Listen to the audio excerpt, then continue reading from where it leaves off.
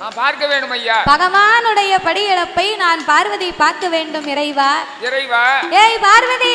என்னங்க? என்னைக்குமே நான் தானே போவேன். ஆமா. இன்னைக்கு என்னோடு நீ வருகிறேன் என்று சொல்லுகிறாயே. ஆமா. உன்னை படியிழக்கும் இடத்திற்கு அழைத்து செல்வதில் எந்த குறையுமே கிடையாது. அழைத்து போங்க. ஆனா சிவபெருமான் உலகத்தை நான் ஒரு விதமாக படைத்தேன். ஆமா. உலகத்தில் உள்ள மானிட மக்களை நான் பல விதமாக படைத்திருக்கிறேன் பார்வதி. பார்வதி. ஒருவரை கூனாக படைத்திருப்பேன். ஆமையா. இன்னும் ஒருவரை குருடாக படைத்திருப்பேன். படைத்திருப்பேன். கூன், குருடு, செவிடு, பேடு, நொண்டி, மூக்கரை. ஆமா. குழந்தை உள்ளவர்கள், குழந்தையே இல்லாதவர்கள். இல்லாதவர்கள். ஒரு ஆளுக்கு இந்த உலகத்திலே ஏகமான வசதியை கொடுத்திருப்பேன். ஆனா அங்குதான் ஒரு ஏந்தும் குழந்தை இருக்காது. இன்னும் ஒருவருக்கு குடிப்பதற்கு கூட நல்ல கூழ் கஞ்சி கூட இருக்காது. அவங்களுக்கு ஒரு கோட்டை பொட்டப்புள்ள கொடுத்திருப்பேன். ஒரு கோட்டனா எத்தனையோ? 21. அந்த காலத்துல இப்போ இருக்கிற மாதிரி 1, 2, 3 அப்போ கிடையாது. அப்போ 5, 10, 15, 17, 20, 21 வரைக்கும் பிள்ளை பெச்சு எடுத்தாங்களாம். 21 பிள்ளை வரைக்கும் ஏன் பெச்சு எடுத்தார்களே? ஆனா அந்த காலத்திலே பிள்ளைகளைத்தான் பெரிய சொத்தா நினைச்சாங்க பெரியவங்க. பிள்ளை வளர்ந்து அப்பாவை பார்த்து கேட்பானா, இவ்வளவு பிள்ளைகளை பத்தி எங்களை வளர்த்து போட்டிருக்கிய, நீ உனக்கு சாவ போற நாளாயி போச்சு, எங்களுக்குன்னு என்னத்தப்பா நீ சேர்த்து வச்சிருக்க, என்னது வச்சிருக்கியப்பா அப்படின்னு அந்த பிள்ளை கேட்டா அதுக்கு அப்பா சொல்லுவாரா, என்ன சொல்லுவார், உங்களை தாண்டா 10 பிள்ளைகளை பத்து வளர்த்து ஆளாக்கி உங்களை தான் சொத்தா சேர்த்து வச்சிருக்கேன், எனக்கு வேற என்ன சொத்து வேணும் அப்படின்பாரா. ஆமா, அப்படின்னு சொன்ன உடனே அந்த பிள்ளைகளுக்கு வர சந்தோஷத்தை பாப்பீங்க. பிறகு ஏன் கேட்க, நம்ம அப்பா நம்மள சொத்தால சேர்த்து வச்சிருக்காரு அப்படின்னு நினைப்பாங்க.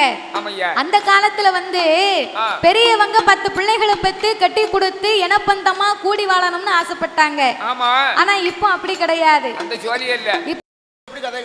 தாத்தா இப்ப எல்லாரும் உட்கார்ந்து இருக்காங்கன்னு வச்சுக்கயே, நம்மளுடைய நிகழ்ச்சி இப்ப நடந்து கொண்டே இருக்கு. நம்ம 6 பேரை பார்க்கத்தான் இவங்க எல்லாருமே வந்திருக்காங்க. அப்ப உன்னைய பாப்பாங்க, தாத்தாவை பாப்பாங்க, என்னைய பாப்பாங்க. அப்ப பார்க்கும்போது அவங்கவங்க மனசுல அவங்கவங்க ஏதாவது ஒண்ணு நினைப்பாங்க. உன்னைய பார்த்தா ஒண்ணு நினைப்பாங்க, என்னைய பார்த்தா பாவம் என்ன நினைக்க போறாங்க, என்ன இந்த கொடாடிக்கு தம்பிக்கு 17 வயசு இருக்குமா, இந்த கொடாடிக்கு தொம்பிக்கு 17 வயசா அப்படின்னு நினைப்பாங்க. பரவாயில்ல, கொடாடிக்கு தொம்பிக்கு 17 வயசா. பக்கத்துல உள்ள ஒரு ஆள் சொல்லுவாங்க, சும்மா இருந்தா அந்த பையனுக்கு 14 வயசு தான் இருக்கும் அப்படின்னா. அப்படியா? அதான் கெட்டு கிடக்க கேட்ல 8 கோட்டை சிறுப்பானியா என்னமோ சொன்ன கதையில எலி லவுக்க கேட்டுச்சா சபையில. நீ இருக்க இருப்புல உனக்கு 17 வயசா இருக்க வேண்டிய.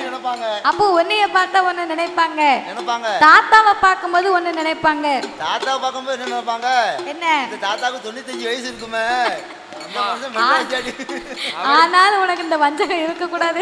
அவருக்கு வயசு குறையணுமா, எனக்கு வயசு மேல 95 வரணுமா, என்னையா நியாயம்?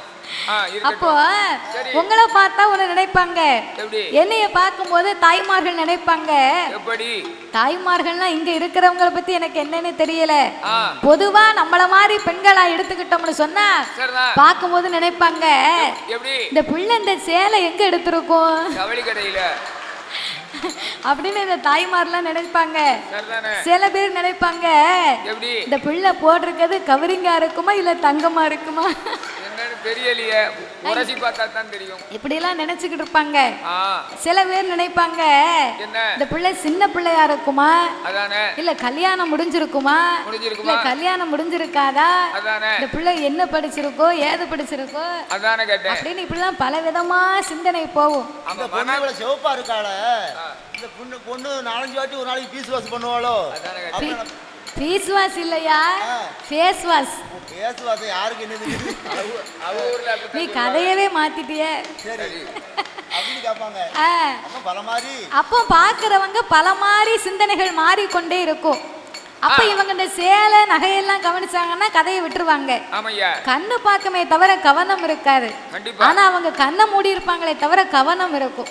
கண்டிப்பா கவனம் இருக்கும். அதனால நீங்க தூங்குங்க, நாங்க படிக்கோம். நாங்க படிக்கிறது உங்களுக்கு தாலாட்டு மாதிரி இருக்கு. அதான். அப்போ இந்த பார்வதியும் பகவானும் இருபேர்களுமாக ஆலமரத்து அடியில அமர்ந்திருந்தாங்க பாருங்க. ஆலமரத்தை சுத்தி 10 ஆடு மாடு மேய்ந்து கொண்டிருந்தது. மரத்துக்கு மேல ஒரு சின்னஞ்சிறிய பாலகன், ஒரு சின்ன பையன், 10 வயசு இருக்கக்கூடிய பாலகன் மரத்துக்கு மேல முனிகொப்புல உட்கார்ந்து அடிக்கொப்பை வெட்டிக்கிட்டு இருக்கான். முனிகொப்புல உட்கார்ந்து அடிக்கொப்பை வெட்டினா என்ன ஆகும்? கொப்பு வரும்போது அவனும் கீழே வந்துருவான். அவன் நினைச்சிருக்கான் ஏறும்போதுதான் ரொம்ப சங்கடப்பட்டோம், கீழே வரும்போது படக்குன்னு வந்துடலாம் பாத்தி. அதுக்குத்தான் முனிகொப்புல உட்கார்ந்து அடிக்கொப்பை வெட்டுதான். சில காரியம் படல, ஆகையினால விவரம் இல்லாம அப்படி வெட்டுதான். அப்ப இந்த பாலகன் இப்படி முனிகொப்புல உட்கார்ந்து அடிக்கொப்பை வெட்டிக்கிட்டு இருக்கான். கீழே விழுந்தா பெத்தவளுக்கு பிள்ளையா போய் சேர மாட்டான். பிறண்டு விழுந்தா இவனை பெட்டி வச்சுதான் பிறக்கணும். ஆண்டவா அதோ பாருங்க, பாலகன் முனிகொப்பில் உட்கார்ந்து அடிக்கொப்பை வெட்டுதான். நீங்க போய் இப்பமே காப்பாத்துங்க ஐயா. ஏ பார்வதி, என் கூட வரும்போது என்ன சொன்ன? நான் சொன்னேன் படியிழந்து முடிக்க வரைக்கும் பேச மாட்டோம்னு சொன்ன, நீங்க மறந்துட்டீங்களா? நமக்கு வேலை முடிஞ்சு போச்சு. இப்ப பிள்ளைய காப்பாத்தினா மட்டும்தான் உங்க கூட நான் வருவேன். அப்ப சிவன் பார்த்தார், இதுவரைக்கும் இந்த பாதையா வந்திருக்கோம் போயிருக்கோம், இந்த ஆலமரமும் இல்லை, இந்த பையனும் இல்லை, இந்த ஆடு மாடும் இல்லை. அப்ப இது யாருடைய லீலையா இருக்கும் அப்படின்னு கடவுள் தன் ஞான திருஷ்டியினால் எண்ணி பார்த்தார். தன் ஞானத்தினால் பார்க்கும்போது என்ன தெரியுது? பார்வதி யார் மீது சத்தியம் பண்ணி கொடுத்தா? யார் மேல? அண்ணன் மேல.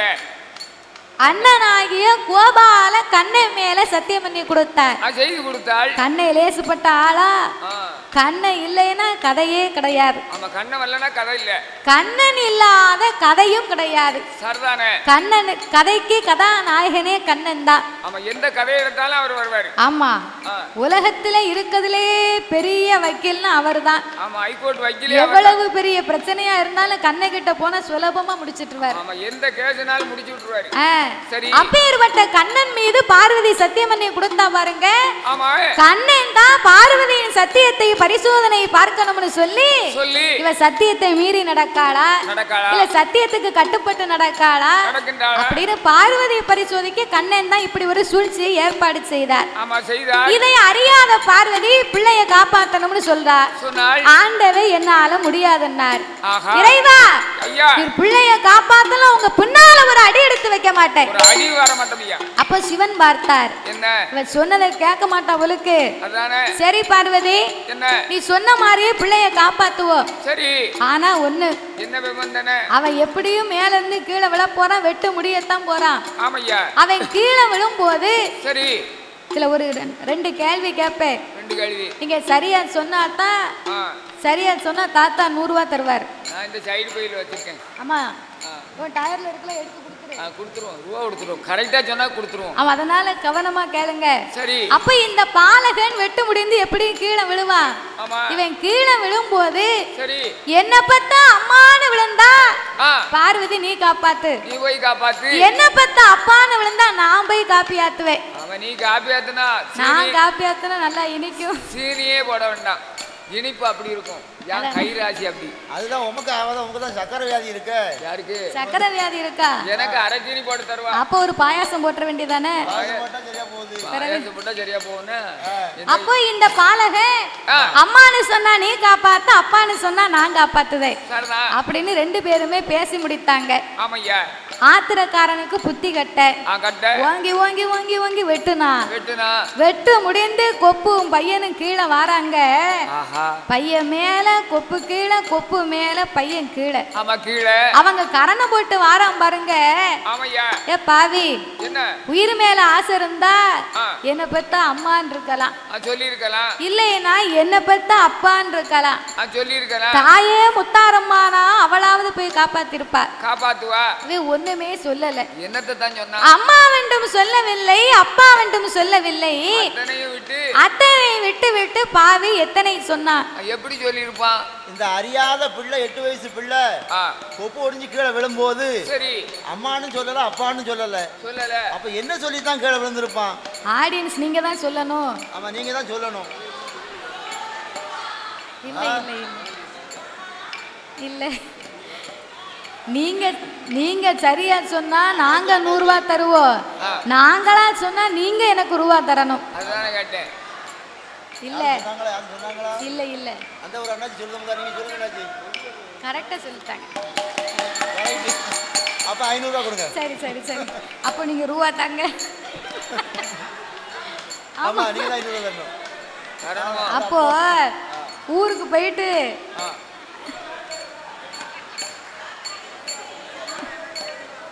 பாத்திருக்கீங்களா? ஊருக்கு போயிட்டு உங்களுக்கு அக்கவுண்ட்ல போட்டு விடுது என்ன? ஆமா நம்பர் மட்டும் கொடுங்க. இல்லைன்னா அடுத்த வருஷம் வரும்போது சில்லற மாத்தி கொண்டு வரேன். அதேதான். சரி சரி சரி. அதனால நீங்க கரெக்ட்டா சொல்றீங்க. பாலகன் அம்மா வேண்டும் சொல்லவில்லை, அப்பா வேண்டும் சொல்லவில்லை. சரி நான் செத்தேம்னா வாக்கு சனியும் போக்கல. அதுதான் செத்தேம்னு விழுந்தா செத்து போனாண்டி. ஆமா அதான் பெரியவங்க சொல்லுவாங்க. என்ன சொல்லுவாங்க? அவன் வாழ்க்கை அவன் வாயில இருக்கான். என்ன 4 வழி சாலை ரோடா போட்டுருக்கு? ரோடா போடுவாங்க. இந்த கேட்ட நீ தானே சொன்ன. அவன் வாழ்க்கை அவன் வாயிலன்னா சரி நல்லதை பேசணும், நல்லதை நினைக்க வேண்டும். நம்மளுடைய எண்ணங்கள் சிந்தனைகள் எப்படி இருக்கிறதோ அதற்கு ஏற்றபடிதான் நம்ம வாழ்க்கையை ஆண்டவன் கொடுப்பார். இந்த உலகம் எதிர்மறையான உலகம். ஒரு பந்தை கொண்டு நம்ம சிவத்துல எரிஞ்சோம்னா அந்த பந்து நம்ம கிட்ட தானே திரும்பி வரும். நம்ம எதை செய்கிறோமோ அதுதான் நமக்கு திரும்பி வரும். இப்ப கல்லெத்தி நம்ம கீழே விழுந்தோம்னு வைங்க, கல்லெத்தி விழுந்தா எம்மான்னு விழுந்துடணும், இல்லன்னா எப்பான்னு விழுந்துடணும். நான் செத்தேன் அப்படின்னு சொல்லக்கூடாது. அப்படி நமக்கு அதான் கிடைக்கும். அதாவது நாம சொல்லக்கூடிய வார்த்தை பலிக்குமாயா? வார்த்தைக்கு உயிர் இருக்கின்றது. அந்த வார்த்தை சொல்லக்கூடிய வார்த்தை கண்டிப்பாக பலித்தே தீரும்.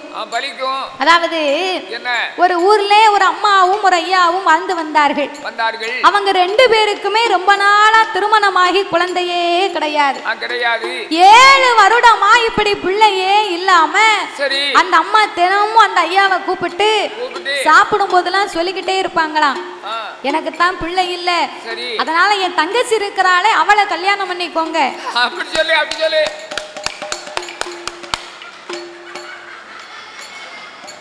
நான் இதைத்தான் எதிர்பார்த்தேன். தங்கச்சியை கல்யாணம் பண்ண சொன்னதுக்கு இவ்வளவு சத்தம். ஒரு சந்தோஷம் வராம என்னையும் சாவ போற நாளையில சைஸ் கப்பல். இதுக்கு மேல இவளுக்கு தங்கச்சி வேற கேக்கு. வீட்டுல இருக்காளே ஆச்சி, அவளையே சமாளிக்க முடியல அப்படின்னு நான் நினைக்க மாட்டேன். என்ன மாதிரி யாராவது நினைப்பாங்க. அப்படியா? அப்போ அந்த அம்மா தினமும் சொல்லுவாங்களா, எனக்கு பிள்ளை இல்ல, நீங்க என் தங்கச்சியை கல்யாணம் பண்ணிக்கோங்க, இல்லைன்னா வேற கல்யாணம் பண்ணிக்கோங்க அப்படின்னு 7 வருஷமா அந்த அம்மா சொல்லி கொண்டே இருந்தாங்களா. 7 வருஷமும் சொல்லி கொண்டு இருந்து ஒரு கட்டத்துக்கு மேல அந்த அம்மாவுக்கு கோபம் வந்து விட்டது. இன்னைக்கு நீங்க கல்யாணம் முடிக்கிறேன்னு சொன்னா மட்டும்தான் நான் சாப்பிடவே, இல்லைன்னா நான் சாப்பிடவே மாட்டேன்னாரா. அப்ப சாயங்காலம் இந்த அம்மா உட்கார்ந்து நீங்க கல்யாணம் முடிக்கிறேன்னு சொன்னா சாப்பிடுக்கிறேன், இல்லைன்னா சாப்பிட மாட்டோம்னு சொன்ன உடனே அந்த ஐயா எத்தனை நாளா மனசுக்குள்ள வச்சிருந்தாரோ தெரியல, நீ உயிரோடு இருக்கும்போது நான் எப்படி கல்யாணம் முடிக்க முடியும்னாரா. சரியான பாயிண்ட். அன்னைக்கு நைட்டே அந்த அம்மா செத்து போயிட்டாங்க. ஐயோ, தன்னைத்தானே தற்கொலை பண்ணிக்கல, இல்ல இயற்கையாவே செத்து போனாங்களாம். ஏன்னா அந்த வார்த்தைக்கு உயிர் இருக்கு. நீ உயிரோடு இருந்தா நான் எப்படி கல்யாணம் முடிப்பேன்னு கேட்டார்ல, அன்னைக்கே செத்து போயிட்டா. அதனால நம்ம சொல்லக்கூடிய வார்த்தை பலிக்குமா? யாரை பேசினாலும் நம்ம நல்லதாவே பேசணும். அப்போ அதனால அம்மா பார்வதி செத்தேம விழுந்தா செத்து போனாண்டி, வா நம்ம போவோம். பகவானுக்கு தெரியும் இது கண்ணனுடைய வேலைன்னு. பார்வதிக்கு இந்த விவரம் தெரியாது பாருங்க. பார்வதி ஆண்டவ பின்னாடி முன்னாலே கோபப்பட்டு வந்து கொண்டிருக்க அதான் அரியும் சிவன் ஒண்ணு, அதான் அறியாதவன் வாயில மண்ணுன்னு இருக்கான். கண்ணனை பத்தி கடவுளுக்கு தான் தெரியும், கடவுளை பத்தி கண்ணனுக்கு தான் தெரியும். இவர்கள் இருவருக்கு இடையிலே பார்வதி எதையும் அறியாமல் ஆங்கார கோபம் கொண்டு ஆண்டவனும் பார்வதியோ ஆண்டவனும் பார்வதியோ கைலாசம் போவோம் என்று நாகலோக வழியா நடந்து மெல்ல வாரா வருகிற வேளையில் பார்த்தால பார்வதி ஆண்டவா பரம்பொருளே நாகம் இரண்டு இப்படி தவம் இருக்கிறாங்களே இவங்களுக்கு என்ன வேணும்? 12 வருடமா பிள்ளை இல்லடி, அதனால பகவானை நினைத்து தவம் இருக்கிறாங்கன்னு சொன்ன உடனே பிள்ளைக்காக இப்படி ஒரு தவம் இருக்கணுமா? நீங்க இப்பவே குழந்தை வரத்தை கொடுங்கண்ணா. என் கூட வரும்போது அங்க என்னடானா அந்த பிள்ளைய காப்பாத்துன இப்ப இவங்களை பிள்ளை வரத்தை கொடுக்கணும்னு சொல்லுகிற. என்ன பிள்ளை வரம்னா சும்மா சக்கா புக்கா வியாபாரமா இல்ல மார்க்கெட்ல விற்க மாங்காயா கத்திரிக்காவா காய்க்க வாங்கி கொடுக்க? அவங்க போன சென்ம பாவ புண்ணிய கணக்க பார்க்கணும். பாவ புண்ணிய கணக்கிலே இவங்கள் பாவம் செய்திருக்கிறார்களா புண்ணியம் செய்திருக்கிறார்களா, பிள்ளை வரம் இருக்கா இல்லையா என்று பார்த்தா மட்டும்தான் என்னால சொல்ல முடியும். என் பின்னால சத்தம் இல்லாம கைலாசத்துக்கு வாங்கினார். ஆண்டவா என்ன மாதிரி ஒரு பெண்ணின் தவம் இருக்கா நான் பார்த்து விட்டு வர முடியுமா? நீங்க இப்பவே இவங்க கணக்க பாருங்கன்னா, கணக்கை பார்க்கணும்னா எங்க போக? அந்த உங்க செல்ல கொடுங்க, நான் கணக்கு அடிச்சு பார்க்கேன். கால்கட்டு வேணுமா? செல்லுலயும் பாப்பேன். என்னது? அதான் கூட செல்ல கேட்டேன். கால்குலேட்டர். கால்குலேட்டர். சரி. அப்போ இவங்க ரெண்டு பேருடைய கணக்கை பார்க்கணும்னா அந்த கணக்கு இல்ல, உன் கணக்கும் சரி ஏன் கணக்கும் சரி இந்த குடத்துக்கார கணக்கும் சரி, நம்ம எல்லார் கணக்குமே அங்க அவர்கிட்ட தான் இருக்கு. அங்கதான் இருக்கு. ஏன் அங்க இருக்குன்னா, நாம பாவம் செய்திருந்தால் பாவ கணக்கு, புண்ணியம் செய்திருந்தால் புண்ணிய கணக்கு. அவர் யாரு தெரியுமா? கைலாசத்து கணக்க பிள்ளை சீராக கணக்கெழுதும் சித்திரபுத்திர நயினார். அந்த சித்திரபுத்திர நயினாரை வரவழைத்து நாகராஜ நாகக்கண்ணியின் கணக்கை பார்க்க, அப்ப இந்த நாகராஜ மன்னவன் ஐயா போன ஒரு சன்மத்திலே நாகமுடி ராஜமன் வேடவனாதான் பிறந்து 8 மாத சூழ்மான் அம்பாலையில் இருக்கார், அவன் உயிரம் ஆய்த்திருக்கார். மானை கொன்ன தோசத்தால் ஒரே மதலை ஒன்று கிடையாது.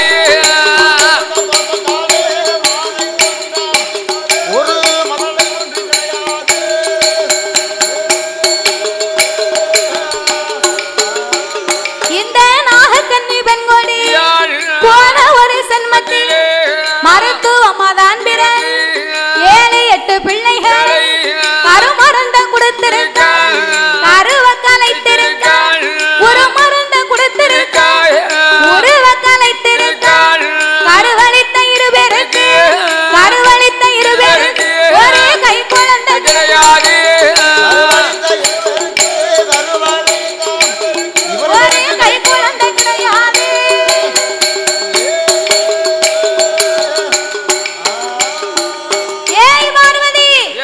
இந்த நாகராஜன் மனவேடுவனாக பிறந்து 8 மாத சூழ்மானை அம்பாள் ஏது அதை கொன்று போட்டாண்டி. மானை கொன்னாலும் பரவாயில்லை, மான் வயத்துக்குள் இருந்தது ஒரு அழகான பெண் சிசுவு. பெண் பாவம் பொல்லாத பாவமடி, பிள்ளை வரம் கிடையாது. சரி, இந்த நாகக்கண்ணி கணக்க பாருங்க. நாகக்கண்ணி கணக்க பார்த்தா அவ மருத்துவமாக பிறந்து 7-8 பிள்ளைகளுக்கு கருமருந்தை கொடுத்து கருவையே கலைத்திருக்கிறார். இந்த கூறுகட்ட வேலை அப்பவே நடந்திருக்குன்னா, அப்போ அந்த காலத்துல விவரம் இல்லாம அப்படி இருந்திருக்காங்க. இப்படி மருத்துவங்கள் கிடையாது. இப்போ அதுக்கெல்லாம் சட்டம் வந்தாச்சு. ஆமா, கை மருந்துகள் தான். ஆமா, எள்ளு, கருப்பட்டி, சுக்காவேறு, பனம்பாலை, இப்படி இன்னும் சில பச்சளைகளை சேர்த்து அமில ஓட்டு அரைச்சு 1/2 கிளாஸ் கொடுத்துட்டா போதும். முதல்ல ஒன்னிய தூக்கி உள்ள வைக்கணும். நான் வந்து எங்க கிளவி ஒருத்தி இருந்தா, ஏடா பேர பிள்ளை இந்த மருந்தை நீ கைவசம் கேட்டு வச்சுக்கோடா, உனக்கு நாளை பின்ன ஓயப்படும்னா. நான் உபயோகப்படுத்தவும் இல்லை. சரி, அந்த மருந்து சொல்லவும் இல்லை. பிறவே சரி, அப்ப இந்த நாகராஜனும் நாகக்கண்ணையும் செய்த பாவத்துக்கு என்னால் குழந்தையே கொடுக்க முடியாது பார்வதி என்றார். அப்பந்தான் ஆதிசக்தி சொன்னா, போன சென்மத்திலே பாவம் செய்தார்கள், அதற்கு பரிகாரமாகத்தான் இந்த சென்மம் தவம் இருக்கிறார்கள். தவத்துக்கு மனமிறங்கி நீங்க தவ குழந்தை கொடுத்தா என்ன? சாமி என்னை போல பெண்ணல்ல, என்னை போல பெண்ணல்ல, பெண்ணுக்கு மனம் இறங்கி பிள்ளை வரம் கொடுக்கவே, மங்கைக்கு மனம் இறங்கி மகளை வரம் கொடுக்கவே, தவத்துக்கு மனம் இறங்கி, தவத்துக்கு மனம் இறங்கி தவ குழந்தை கொடுக்க வேணும். நீங்க தவ குழந்தை கொடுக்க வேணும்.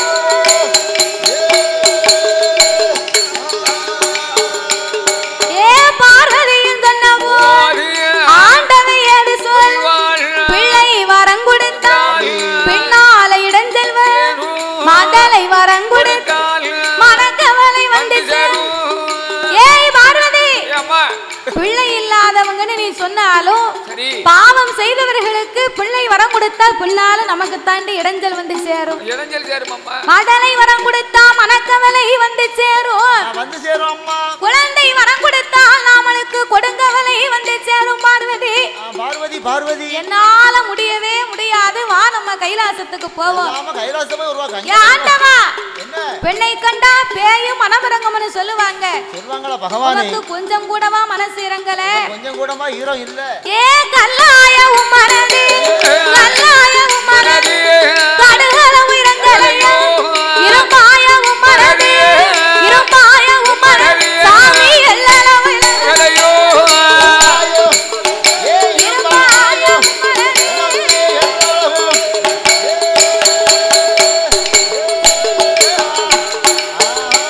நீங்க பிள்ளை கொடுக்காவிட்டால் பின்னால வரமா, கைலாசம் வரமா, கடவுள் என்று சொல்லமா, பொங்கி பொறிக்கமா, பூமம்னு சொல்லமா, ஆக்கி அவிக்கமா, ஆழம்னு சொல்லமா, கைலாசம் வரமா, கடவுள் என்று சொல்லமா, பாதபூஜை முடிக்கமா, பாதபூஜை முடிக்கமா, உங்களுக்கு பணிவிடையும் செய்ய மாட்டேன்.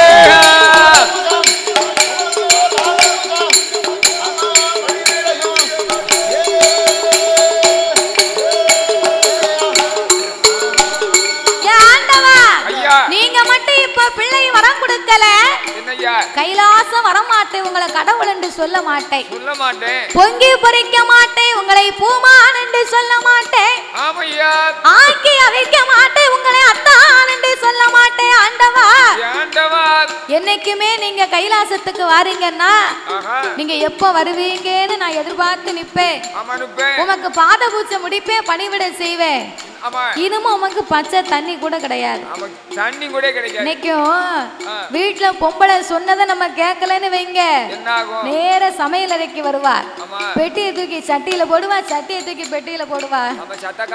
ஆமா, அடுப்பங்கரையில இருக்க பாத்திரம் முத்தத்துக்கு வந்துரும் பாத்துக்கோ. நீ என்னமும் செய்ய, என்கிட்ட கேட்காத. உனக்கு நம்ம சோறும் இல்ல கறியும் இல்ல, என்னைய நீ சாப்பாடு பொங்க சொல்லாத. நாளைக்கு நான் எங்க அப்பா வீட்டுக்கு போறேன், நீ நல்லா பொங்கி சாப்பிடு, கறி சட்டியும் கையுமா அலைஞ்சாதான் உனக்கு அறிவு வரும் அப்படின்னு அந்த அம்மா போட்டு போயிருவா. நல்ல ஹோட்டலை பார்த்து நல்ல பிரியாணியா சாப்பிடுவோம். நல்ல ஹோட்டல் பார்த்து பிரியாணி சாப்பிடுவியா? அதுக்காண்டி வீட்டுல பொம்பளை ஊருக்கு போயிருச்சுன்னா என்ன முடியும்? என்னாச்சு அப்படி சொல்லுங்க, ஏன் கூட நீ அப்படி சேரணும். நீ ஹோட்டல்ல போய் எத்தனை நாளைக்கு சாப்பிடுவ? ஆமா, ஹோட்டல்ல துட்டு கொடுத்து சாப்பிடுவேன். அப்படியா? ஆமா. அப்ப பிறகு நீ கல்யாணமே முடிக்காம இருந்திருக்கலாம்ல? அது முடியாம இருந்திருக்கலாம், பெரியாள்கிட்ட விவரம் கேட்காம விட்டுவிட்டேன். அப்ப இப்பவும் ஒன்னும் கெட்டு போகல. நீ வேணான்னு சொல்லு, ஆட்சிக்கு உனக்கு டிவோர்ஸ்க்கு நான் ரெடி பண்ணுதேன். இன்னமெல்லாம் ஒன்னும் செய்ய முடியாது ஆட்சிய. அவன் நல்லா பெர்மனன்ட் ஆகி போனான். கட்டிய மனைவி வந்து அவன் பேரன் பேத்தி சந்தோஷமா இருக்கும் போது சரியா அவட்ட எந்த பொருள் வாங்கி சாப்பிட்டா தான் ருசிக்கும். ஆமையா, சாப்பாட்டுல இருந்து அனைத்துமே அவன் கஷ்டப்பட்டு கொடுத்தான்னா, சந்தோஷம் இல்லாதனால அவன் கொடுத்தான்னா அது எந்த பொருளுமே ருசிக்காது. அப்படியா? ஆமா. அதனால இந்த பார்வதி நம்ம பேச்ச ஆண்டவன் கேட்கல. இனிமே உமக்கு நான் ஒண்ணுமே செய்ய மாட்டேன், பச்சை தண்ணி கூட நான் கொடுக்க மாட்டேன் அப்படின்னு பார்வதி சிவன் பின்னால நான் வரவே மாட்டேன்னு பிடிவாதமா நிக்கிறா.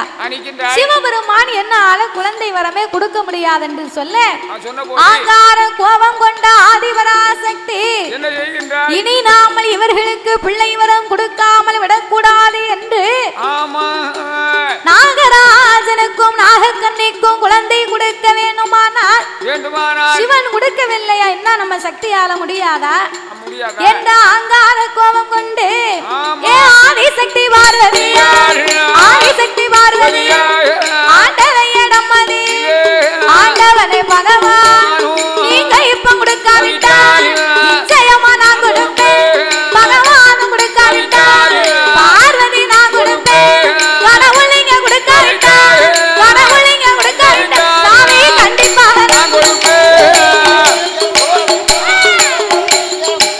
சாமி கண்டிப்பாக நான் கொடுப்பேன்.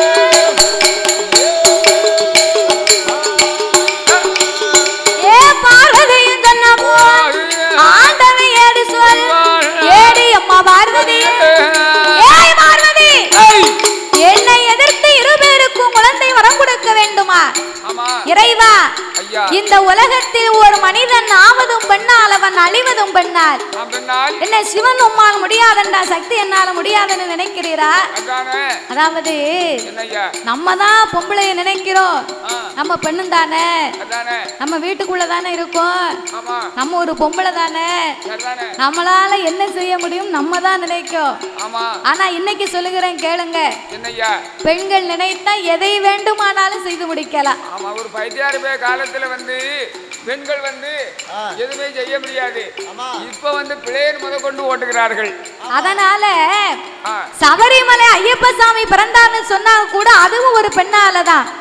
என்பெருமான் அரக்கனை வதை முடிப்பதற்கு நாம என்ன செய்தா இந்த அரக்கனை வதை முடிக்கலாம் என்று எண்ணி பார்த்தார். உலகத்துல எத்தனையோ இருக்கு, எப்படி வேணா அவர் நினைச்சிருக்கலாம்.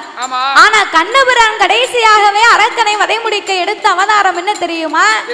பெண் சுரூபம் எடுத்து தான் அரக்கனை போய் வதை முடித்தாராம். அதனால பெண்ணால் கூடாத காரியம் வேறு உலகத்தில் எதுவுமே கிடையாது. நம்ம நினைச்சா எதை வேணாலும் செய்யலாம். ஒரு பெண்ணானவள் வந்து குடும்பத்தை வாழ வைக்கனாலும் வாழ வைப்பா, தாழ வைக்கனாலும் தாழ வைப்பா, எல்லாம் அவ கையில தான் இருக்கு. யாரையும் செய்வா இதையும் செய்வா பெண்ணானவள். அதனால நம்மளே சாதாரணமா நினைக்கவே கூடாது. தைரியமா நம்ம செய்யக்கூடிய நம்பிக்கை நமக்கு இருந்தா போதும். அவங்க என்ன சொல்லுவாங்க, இவங்க என்ன சொல்லுவாங்க, கூட இருக்கவங்க என்ன சொல்லுவாங்க, அதெல்லாம் தேவையே கிடையாது. இந்த காதுக்கு எதுக்கு 2 ஓட்டை கொடுத்துருக்காங்க தெரியுமா? கெட்டது வந்து அங்கிட்டு வாங்கிட்டு இங்கிட்டு கொடுக்கறதுக்கு தான். அதனால சிவன் உம்மால் முடியாதண்டா சக்தி என்னால முடியும், நீங்கள் கொடுக்கவில்லையா நான் நிச்சயமா நான் கொடுப்பேன்னு சொன்ன உடனே சிவனுக்கு கோபம் வந்து விட்டது. ஏய் பார்வதி, என்னை மீறி நீ எதிர்த்து பேசிவிட்டாய், பிள்ளை இல்லா நாகராசனுக்கும் நாகக்கண்ணிக்கும் நீயே 8 பிள்ளையா பிறக்கணும் போ அப்படின்னு ஆண்டவே சாபத்தை கொடுத்தார். பார்வதி சொன்னா, ஆண்டவா நான் யாருக்கு பிள்ளை வரம் கொடுக்க சொன்னாலும் நீயே போய் பிறக்கணும்னு எனக்கு சாபத்தை கொடுக்கறீங்க. ஒரு நாகத்தின் வயத்திலே நான் சக்தி சென்று கருவாக சனிப்பதற்கு சட்டம் இல்லை, கருவச்சு பிறக்குமானால் அது தெய்வமும் இல்லை, எனக்கு மாற்று வரம் தாங்க, நான் இப்பமே போய் பிறக்கிறேன்னு சொன்னா. இந்து தெய்வமானது எந்த தெய்வமே கருவுற்று பிறந்த சரித்திரம் கிடையாது. அப்படியே பிறந்தாலும் மானிட தெய்வமா இருந்து மறுஉயிர் கொடுத்து தான் அது தெய்வமா இருக்கும். அதனால எனக்கு மாசு வரம் தர வேணும் என்று பார்வதி கேட்க, அப்படியானால் நாகராஜனுக்கும் நாகக்கண்ணிக்கும் நம்ம முட்டையிடக்கூடிய வரத்தை கொடுக்கலாம். கொடுத்தா 48 நாள் ஒரு மண்டலம் முடிவதற்கு முன்னால ராஜநாகம் தன்னை அறியாமல் கொத்தி குடித்தாலும் குடிக்கும். அதனால் இவர்களை தெய்வ குழந்தையாக பிறவி செய்ய இருப்பதனால அமிர்தம் என்னும் 8 கலசங்களை வரவழைத்து அந்த நாகராஜனுக்கும் நாகக்கண்ணிக்கு வரமாக கொடுத்து 21 நாள் அரை மண்டலங்கள் 48 நாள் ஒரு மண்டலங்கள் வரைக்கு அவர்கள் அரண்மனையில வைத்து 8 கலசத்தையும் பூஜை இருந்து வர சொல்லு. அந்த 48 நாள் ஒரு மண்டலத்துக்குள்ளாக ஆதி பராசக்தி அம்பிகை அங்கையர்கண்ணி அகிலாண்ட கோடி பிரம்மாண்ட நாயகி உன் 1008 சொரூபத்தில அரை சொரூபத்தை மட்டும் எடுத்து கரு உருவாக சனித்து நீ கை குழந்தையா பிறக்கணும் போனார்.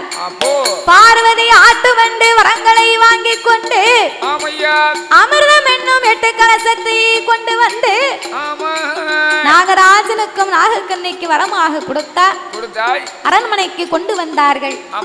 மேல வாசல் கோட்டையிலே 8 கலசத்தை வட்டமாக அடுக்கி நாகம் இரண்டும் தன் உடலை போட்டு சுத்தி அவர் படத்தை மேலே விரித்து 21 சாரல் டிவி அண்ட் சாரல் டிவி யூடியூப் சேனலை மறக்காமல் லைக் பண்ணுங்க, ஷேர் பண்ணுங்க, கமெண்ட் பண்ணுங்க, சப்ஸ்கிரைப் பண்ணுங்க and அந்த பெல் ஐகானை கிளிக் பண்ணுங்க. Thank you for watching. மண்டலம் 48 நாள் ஒரு மண்டலங்கள் 48 ஆம் நாளையிலே அந்த 8 கலசத்திலே யார் யாரெல்லாம் வந்து அவதாரம் செய்ய போறா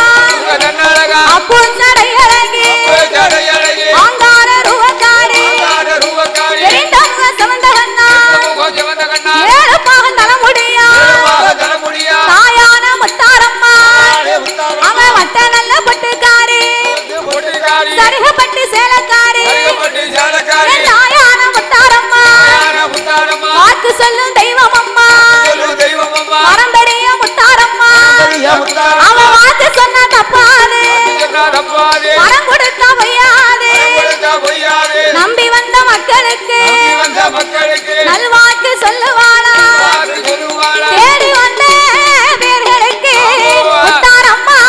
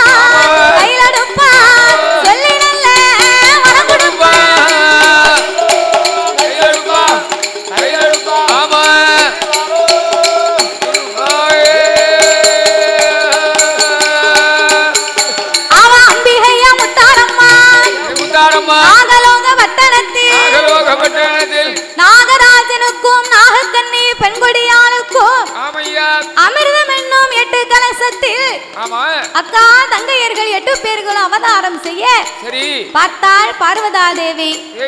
பகவான் சிவனுக்கு தெரியாமல் இவள் 8 பேரையும் வளர்க்க வேண்டும் என்று. ஏனென்றா இவ இருக்கும் அழக பார்த்தா ஆண்டவர் எங்க நம்மள மறந்துருவாரோ அப்படின்னு பெண் புத்தியை மாத்த முடியுமா?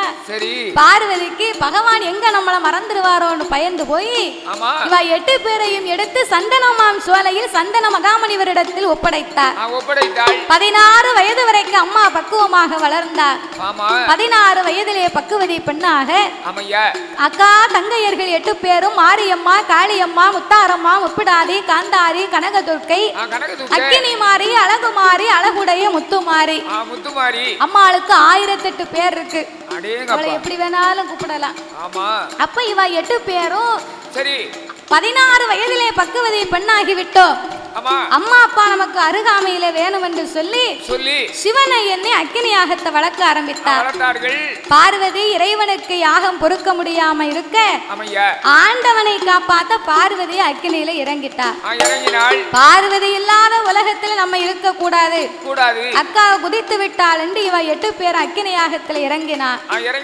அப்ப சிவபெருமான் பார்த்தார், மகுட சங்காரம் முடிக்கணுமான இந்த முத்தாரமா நமக்கு கண்டிப்பா வேணும் அப்படின்னு மறுஉயிர் கொடுக்க வேண்டும் என்று சொல்லி அவர் தீர்த்தம் கொண்டு தெளிப்பாரா, திருபிரம்பா தட்டுவாரா, தூங்கி முழித்தலை போல் சுந்தரமா எழுந்து வாரா, சந்தனமா சோலையில தாயான முத்தாரம்மா இரண்டாவது உயிர்கள் வாங்கி முப்புறத்து கோட்டையில 50 வருட காலம் கோட்டை கட்டி கொலுவிருந்தார்.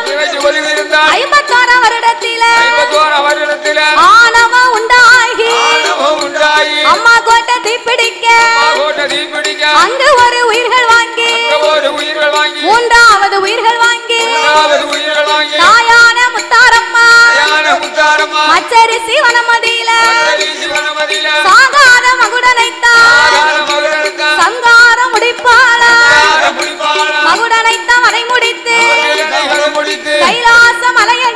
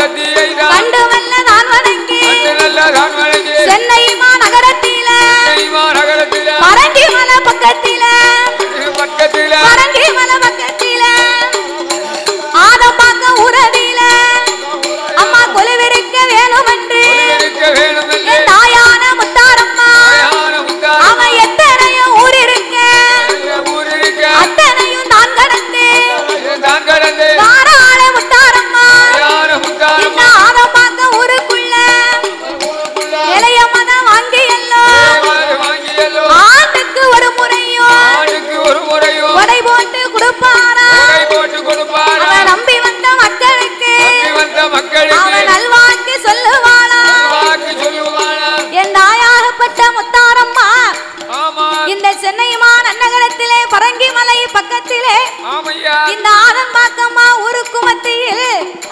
எத்தனையோ ஊர் இருக்கு அத்தனையும் கடந்து இந்த நான் நன்னகரத்திலே வந்து ஆதம்பாக்கத்திலே அம்பிகை நிலையத்தை வாங்கி ஆண்டுக்கு ஒரு முறை கொடை போட்டு கொடுக்க நம்பி வந்த மக்களுக்கு நல்வாக்கு சொல்லும் தெய்வமாக தேடி வந்த மக்களுக்கெல்லாம் திருவாக்கு சொல்லும் தெய்வமாகவும் சாலை போக்குவரத்து மக்களுக்கு பாதுகாப்பாகவும் அமர்ந்து கொண்டு என் தாயாகப்பட்ட முத்தாரம்மா இந்த சென்னை மாநகரத்திலே வாழக்கூடிய மக்களையும் அம்மானை தேடி வந்து வணங்கி வரக்கூடிய பக்தர்களையும் ஆதம்பாக்கம் வாழும் மக்களை எல்லாம் அம்மா ஒரு பயிராக வளரச் செய்து மக்கள் ஒரு பயிராக என் முத்தாரம்மா ஒரு வேலையாக என்றென்றைக்கும் மக்களை காவல் காத்து வருகின்றார்.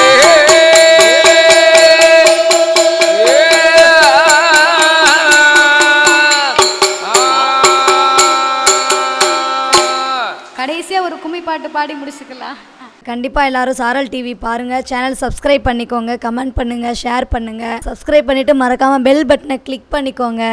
சாரல் டிவியை பாருங்கள், நம்ம சாரல் டிவியை சப்ஸ்கிரைப் பண்ணிக்கோங்க. தேங்க்யூ.